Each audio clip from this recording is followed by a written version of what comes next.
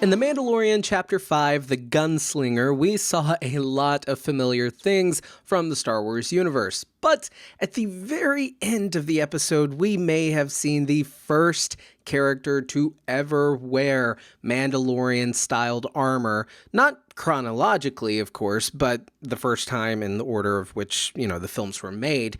Yeah, that's right, everybody. Boba Fett. Now, this isn't just speculation. There's actually a lot of evidence pointing toward this that has me in a position that I think I can pretty much guarantee you it's him. It's Boba Fett.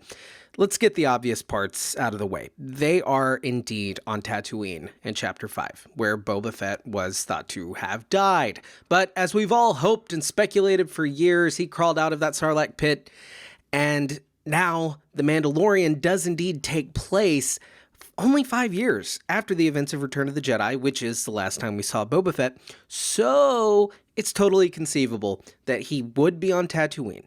Now, here's another thing. If he's back to bounty hunting, Boba Fett, the bounty that the Mandalorian was helping get in this episode, she's known to be very dangerous and a death wish for any bounty hunter.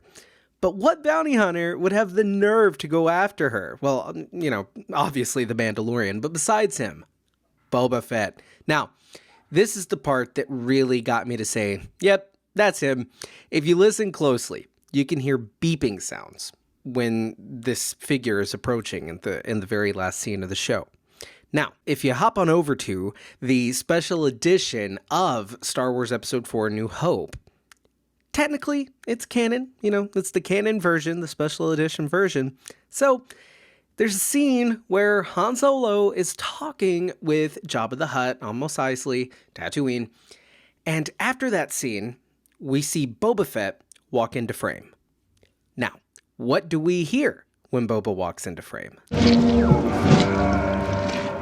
Yep, this is what really made me say, I'll be damned, because look at this clip.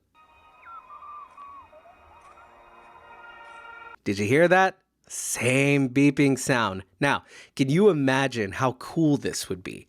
Boba Fett, the original Mandalorian armor wearer in terms of the release of the films, versus the new Mandalorian, who is a real Mandalorian. Keep that in mind. Boba Fett is not a real Mandalorian. Boba had a rough childhood, but he went the direction of being a villain, from what we understand. And, keep in mind, we haven't really seen much of Boba, but he's typically viewed as a villain.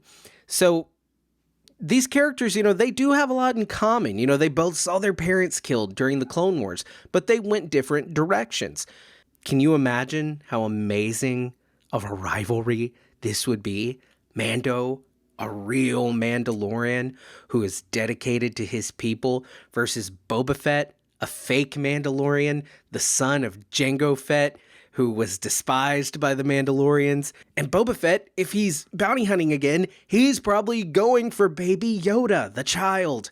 This would be an amazing way to go forward with this, and such a missed opportunity, if this isn't the direction they're going. However, I'm sure even if it's not the direction they're going, it's going to be awesome. Mandalorian has been awesome. But I think this was most certainly Boba, and I think we're about to see an epic showdown. And another thing that you'll notice is they talk about, everybody recognizes the Mandalorian because you hardly ever see Mandalorians anymore. Well, if Boba Fett's wearing that Mandalorian armor, I wonder if we could see Boba Fett maybe get taken out by another bounty hunter because they think he's the Mandalorian. That'd be kind of an interesting way to go, and to touch on the fact, yeah, he's wearing Mandalorian armor. That's what he gets. Another thing I want to touch on real quick is in the concept art that you see here, that's Boba's helmet. Now, I don't know what that means for the show. If you look here, I think that looks like Orlando Bloom. But, I think Jon Favreau originally came to Kathleen Kennedy with a pitch for a Boba Fett IG-88 show, and that eventually turned into the show that we have now.